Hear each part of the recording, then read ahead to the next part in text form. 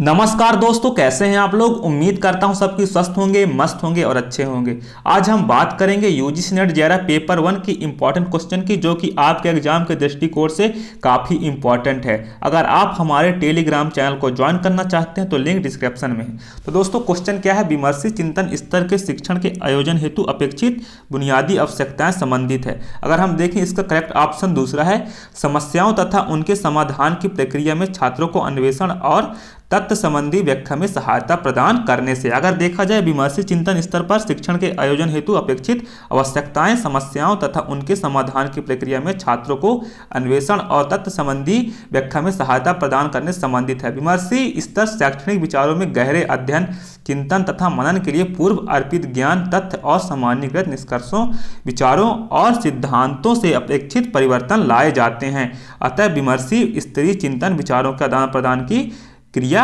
है। तो चलिए दोस्तों, अब हम दूसरे क्वेश्चन की ओर बढ़ लेते हैं। एक प्रभावी शिक्षक होने की दृष्टि से निम्नलिखित में से प्रमुख शिक्षण व्यवहार क्या है। अगर हम देखें तो शिक्षण वह प्रक्रिया है, तो आपका करेक्ट ऑप्शन क्या है, तीसरा, अधिगम प्रक्रिया में छात्रों को संलिप्त किया जाना। शिक्षण वह प्रक्रिया है जो विद्यार्थी के व्यवहार में परिवर्तन लाने के लिए नियोजित तथा संचालित की जाती है। शिक्षक वह सुनिश्चित करने के लिए जिम्मेदार है कि सभी विद्यार्थियों को सीखने में पूरी तरह संलिप्त किया जाए और उन्हें सिखाने के लिए पर्याप्त अवसर एवं सहायता मिल रही है, और यह तब सुनिश्चित किया जा सकता है जब संसाधनों का प्रबंधन प्रभावी रूप से पूरा हो। अगर हम देखें कुछ इस प्रकार हो सकती है, तो स्थानीय परिवेश के अनुसार अनुकूल होना चाहिए, आपका विद्यार्थियों के सांस्कृतिक पारिवारिक परिस्थितियों का ज्ञान होना चाहिए, उचित समूह निर्णय लेना चाहिए, और साथ में स्थानीय सहायक शिक्षण सामग्री भी पर्याप्त होना चाहिए। अगर देखा जाए तो आपका करेक्ट ऑप्शन क्या है, अधिगम प्रक्रिया में छात्रों को संलिप्त किया जाना, जो कि शिक्षण वह प्रक्रिया है जो विद्यार्थी के व्यवहार में परिवर्तन लाता है। आपके लिए यह बहुत ही इंपॉर्टेंट क्वेश्चन है, तो आप लोग इसे प्लीज नोट कर लीजिएगा और इसका स्क्रीनशॉट भी ले सकते हैं अगर आप लोग लेना चाहते हैं। तो चलिए अब हम अगले क्वेश्चन की ओर बढ़ जाते हैं। दूरवर्ती शिक्षा प्रकारता में अनुदेशात्मक संप्रेषण होता है, तो इसका करेक्ट ऑप्शन क्या है आपका, संरचित और अवृत्तात्मक। अगर हम देखें दूरवर्ती शिक्षा औपचारिक रूप से, अनौपचारिक रूप से एवं औपचारिकतर शिक्षा का सम्मिलित रूप है, जिसे मुक्त शिक्षा, संचार माध्यम शिक्षा आदि के नाम से भी जाना जाता है। अगर हम देखें दूरवर्ती शिक्षा प्रकारता में अनुदेशात्मक संप्रेषण प्राय संरचित और अवृत्तात्मक होता है।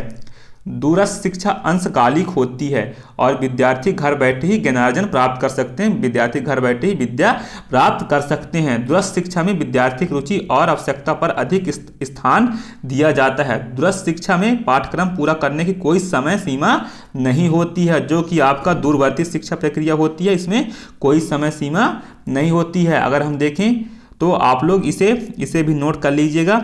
दूरवर्ती शिक्षा प्रकारता में अनुदेशात्मक संप्रेषण होता है, संरचित और अवृत्तात्मक। इसका करेक्ट ऑप्शन है ऑप्शन नंबर 4। तो देखा जाए जो टीचिंग एप्टीट्यूड के क्वेश्चन है वो काफ़ी इंपॉर्टेंट होते हैं, तो आप लोग इसे नोट कर लीजिएगा।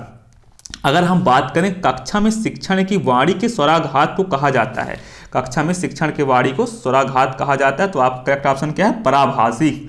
अगर देखा जाए तो कक्षा में शिक्षक की वाणी को स्वराघात को पराभाषिक कहा जाता है। किसी शब्द का उच्चारण करने से, किसी को पुकारने जैसे कुछ कहने हो गया, गाने आदि के समय किसी व्यंजन स्वर पर साधारण से अधिक जोर देने या अधिक प्राण शक्ति लगाने क्रिया को किसी भाव को स्वराघात कहा जाता है। अगर हम देखें तो किसी शब्दार्थ को उच्चारण करते समय किसी वर्ण या अक्षर पर अन्य वर्णों का जो प्रयोग होता है, जो विशेष या अधिक बल दिया जाता है, उसे स्वराघात कहते हैं।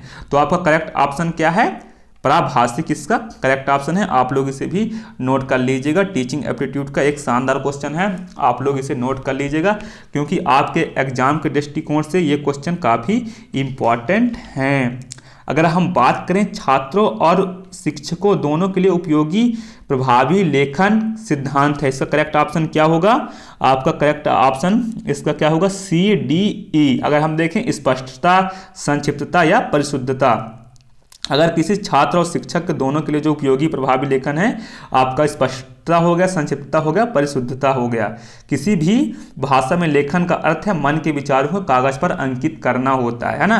तो आपका क्वेश्चन आंसर क्या, इसका आंसर क्या होगा, स्पष्टता, संक्षिप्तता या परिशुद्धता इसका करेक्ट ऑप्शन है। देखें तो एक सविची भूमिका जिसमें इस बात पर ध्यान देना शामिल होता है कि लेखन किस प्रकार प्रस्तुत किया जाता है तथा ताकि दूसरे लोग इसे पढ़ सकें और समझ सकें। इसमें हस्तलेखन, स्पेलिंग, विराम चिन्ह और समान लेआउट जैसी पहलू को भी शामिल किया जाता है। एक लेखन भूमिका जिसमें विचार करना होता है, आपका लिखित पाठ वस्तु को स्वरूप में लाना, ये सारी चीज़ें आपके लिए काफ़ी इम्पॉर्टेंट होती है। अगर हम बात करें दोस्तों अगले क्वेश्चन की ओर, तो इसमें है प्रत्येक कक्षा के अंत में लघु सारांश को कहा जाता है। इसका ऑप्शन क्या होगा? भाषाई संकेत चिन्हांकन। ऑप्शन नंबर 3 आपका करेक्ट आंसर है। जैसे प्रत्येक कक्षा के अंत में लघु सारांश को भाषाई संकेत चिन्हांकन कहा जाता है। भाषा ध्वनि प्रतीकों की एक व्यवस्था होती है, यही ध्वनि सटीक भाषाई संकेत कहलाते हैं। संकेत को मुख्यतः 2 उपवर्गों में विभाजित किया जाता है, पहला मूल और प्रगत।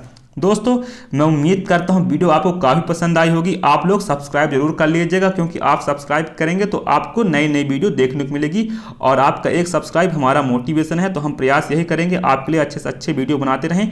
जिंदगी उसकी नहीं जो जिंदगी से घबराते हैं, जिंदगी उसके जो जिंदगी से टकराते हैं। All the best, best of hard work, take care, जय हिंद, जय भारत।